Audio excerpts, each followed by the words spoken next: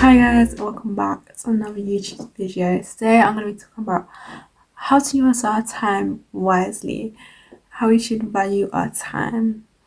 So for those of you who don't go to my church, we've been told that time is an asset. Time is something valuable, and so we should be using that valuable time for something good. We shouldn't be using it on the wrong things. For example, are we using that time that we could be spending with God to do other things? Like you're saying, oh, I'm too tired to do this, so you go watch TV. Or you'd be like, oh yeah, I'll do it later, and then you never actually do it. So some of these things that I'm just saying is procrastination can cause issues, and it can be a thing from the devil. And if we procrastinate, we're delaying our obedience, and if we delay our obedience, it's something that could be really bad because it can cause us to sin.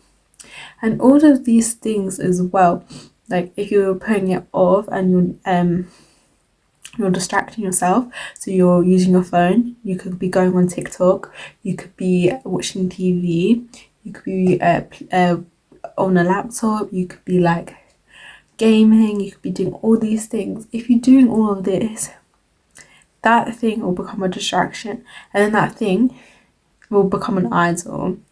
And you don't want those things to become an idol, because if it becomes an idol, it's taking you away from God. And we see a lot in the Bible how God hates idols, especially like with the calf, like wow. And we can't do that idolization because God detests that, because God is our true God. He's the only God that we should be looking up to. So we can't turn that into an idol, because that's wrong. So we need to value our time. We need to try and spend that time with God. I know a lot of the time people are like, so am I spending all my time with God and never with myself? No, that's not what I'm saying, but that's kind of good if you want to do that. That would be really good for your faith. But I'm not saying that's what you do. Like, for example, if you know you're busy, schedule in time to meet God, because God is your friend. He's your father. Schedule that time in to meet him. In this so far, make sure you hit that like button, subscribe, and check out this YouTube video that's about being obedient to Christ. If you know that you have work really late, schedule that time in to spend time in your word and in prayer. I feel like sometimes we spend time in something else, but then we just get distracted and don't do something else.